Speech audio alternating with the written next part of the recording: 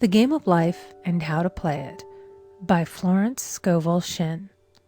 Chapter 1. The Game. Most people consider life a battle, but it is not a battle, it is a game. It is a game, however, which cannot be played successfully without the knowledge of spiritual law. And the Old and the New Testaments give the rules of the game with wonderful clearness. Jesus Christ taught that it was a great game of giving and receiving. Whatsoever a man soweth, that shall he also reap. This means that whatever man sends out in word or deed will return to him. What he gives, he will receive. If he gives hate, he will receive hate. If he gives love, he will receive love. If he gives criticism, he will receive criticism. If he lies, he will be lied to. If he cheats, he will be cheated. We are taught also that the imaging faculty plays a leading part in the game of life.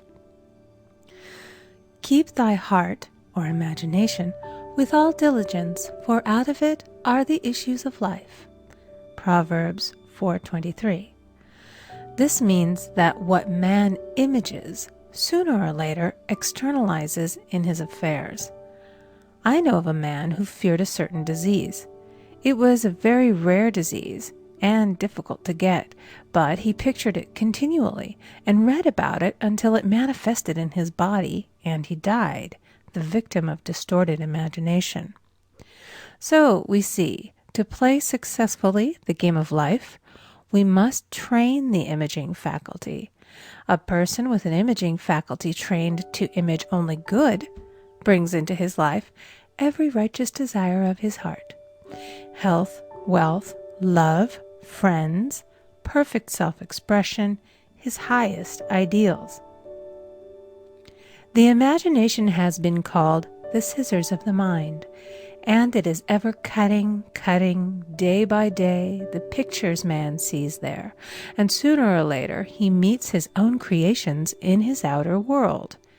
To train the imagination successfully, man must understand the workings of his mind. The Greeks said, "Know thyself." There are three departments of the mind: the subconscious, conscious, and superconscious. The subconscious is simply power without direction. It is like steam or electricity, and it does what it is directed to. It has no power of induction. Whatever man feels deeply or images clearly is impressed upon the subconscious mind and carried out in minutest detail. For example, a woman I know, when a child, always made believe she was a widow.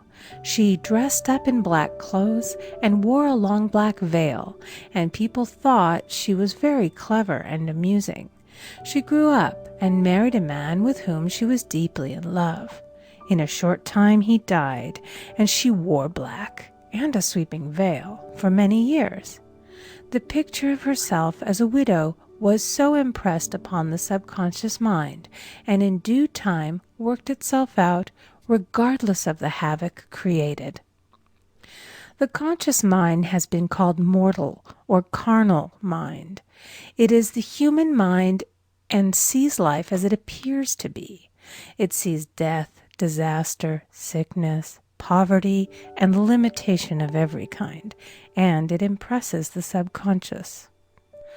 The superconscious mind is the God mind within each man and is the realm of perfect ideas. In it is the perfect pattern spoken of by Plato, the divine design, for there is a divine design for each person. There is a place that you are to fill and no one else can fill, something you are to do which no one else can do. There is a perfect picture of this in the superconscious mind. It usually flashes across the conscious as an unattainable ideal, something too good to be true. In reality, it is man's true destiny or destination flashed to him from the infinite intelligence which is within himself. Many people, however, are in ignorance of their true destinies and are striving for things and situations which do not belong to them and would only bring failure and dissatisfaction if attained. For example, a woman came to me and asked me to speak the word that she would marry a certain man with whom she was very much in love. She called him A.B.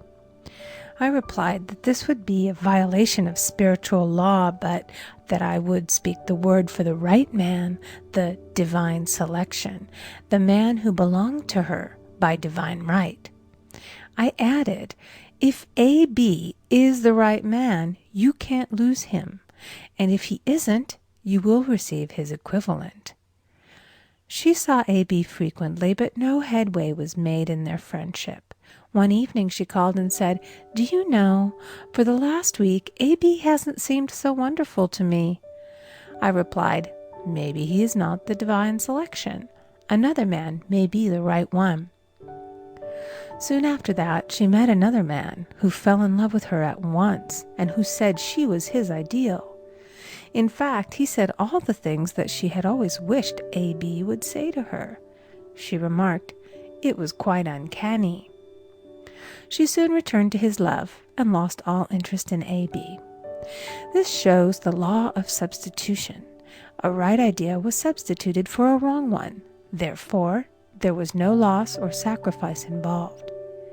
Jesus Christ said, "Seek ye first the kingdom of God and his righteousness, and all these things shall be added unto you." And he said the kingdom was within man. The kingdom is the realm of right ideas, or the divine pattern. Jesus Christ taught that man's words played a leading part in the game of life. By your words ye are justified, and by your words ye are condemned. Many people have brought disaster into their lives through idle words. For example, a woman once asked me why her life was now one of poverty, of limitation. Formerly she had a home, was surrounded by beautiful things, and had plenty of money. We found she had often tired of the management of her home and had said repeatedly, "I'm sick and tired of things. I wish I lived in a trunk." And she added, "Today I am living in that trunk." She had spoken herself into a trunk. The subconscious mind has no sense of humor, and people often joke themselves into unhappy experiences. For example, a woman who had a great deal of money joked continually about getting ready for the poorhouse. In a few years, she was almost destitute, having impressed the subconscious mind with a picture of lack and limitation. Fortunately, the law works both ways, and a situation of lack may be changed to one of plenty. For example, a woman came to me one hot summer's day for a treatment for prosperity. She was worn out, dejected, and discouraged. She said she possessed just $8 in the world. I said, "Good, we'll bless the $8 and multiply them as Jesus Christ multiplied the loaves and the fishes." For he taught that every man had the power to bless and to multiply, to heal and to prosper. She said, "What shall I do next?" I replied, "Follow intuition. Have you a hunch to do anything or to go anywhere?" Intuition means intuition, or to be taught from within. It is man's unerring guide, and I will deal more fully with its laws in a following chapter. The woman replied, "I don't know. I seem to have a hunch to go home. I've just enough money for car fare." Her home was in a distant city and was one of lack and limitation, and the reasoning mind, or intellect, would have said, "Stay in New York and get work and make some money." I replied, "Then go home. Never violate a hunch." I spoke the following words for her. "Infinite Spirit, open the way for great abundance for She is an irresistible magnet for all that belongs to her by divine right." I told her to repeat it continually also. She left for home immediately, and calling on a woman one day, she linked up with an old friend of her family. Through this friend, she received thousands of dollars in a most miraculous way. She has said to me often, "Tell people about the woman who came to you with $8 and a hunch." There is always plenty on man's pathway, but it can only be brought into manifestation through desire, faith, or the spoken word. Jesus Christ brought out clearly that man must make the first move. Ask, and it shall be given to you. Seek, and ye shall find. Knock, and it shall be opened unto you. Matthew 7:7. In the scriptures we read, "Concerning the works of my hands, command ye me." Infinite intelligence, God, is ever ready to carry out man's smallest or greatest demands. Every desire, uttered or unexpressed, is a demand.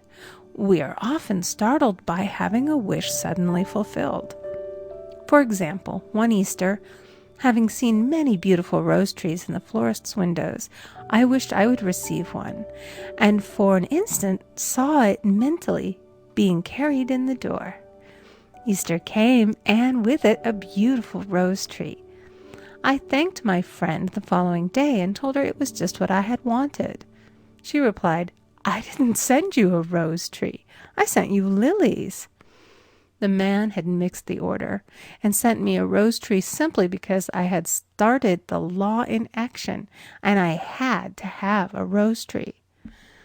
Nothing stands between man and his highest ideals and every desire of his heart but doubt and fear. When man can wish without worrying, every desire will be instantly fulfilled. I will explain more fully in a following chapter the scientific reason for this and how fear must be erased from the consciousness. It is man's only enemy.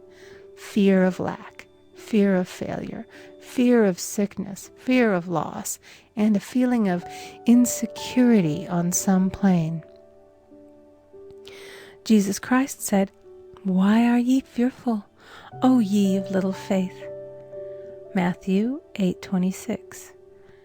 So we can see we must substitute faith for fear is only inverted faith. It is faith in evil instead of good. The object of the game of life is to see clearly one's good and to obliterate all mental pictures of evil. This must be done by impressing the subconscious mind with a realization of good. A very brilliant man who has attained great success told me he had suddenly erased all fear from his consciousness by reading a sign which hung in a room. He saw printed in large letters this statement: "Why worry? It will probably never happen." These words were stamped indelibly upon his subconscious mind, and he now has a firm conviction that only good can come into his life, and therefore only good can manifest. In the following chapter, I will deal with the different methods of impressing the subconscious mind. It is man's faithful servant, but one must be careful to give it the right orders. Man has ever a silent listener at his side, his subconscious mind. Every thought, every word is impressed upon it and carried out in amazing detail. It is like a singer making a record on the sensitive disc of the phonographic plate. Every note and tone of the singer's voice is registered. If he coughs or hesitates, it is registered also. So let us break all the old bad records in the subconscious mind, the records of our lives which we do not wish to keep, and make new and beautiful ones. Speak these words aloud with power and conviction. I now smash and demolish by my spoken word every untrue record in my subconscious mind. They shall return to the dust heap of their native nothingness, for they came from my own vain imaginings. I now make my perfect records through the Christ within, the records of health, wealth, love, and perfect self-expression. This is the square of life, the game completed. In the following chapters, I will show how man can change his conditions by changing his words. Any man who does not know the power of the word is behind the times. Death and life are in the power of the tongue. Proverbs 18:21. End of chapter 1. Recording by Amy Conger.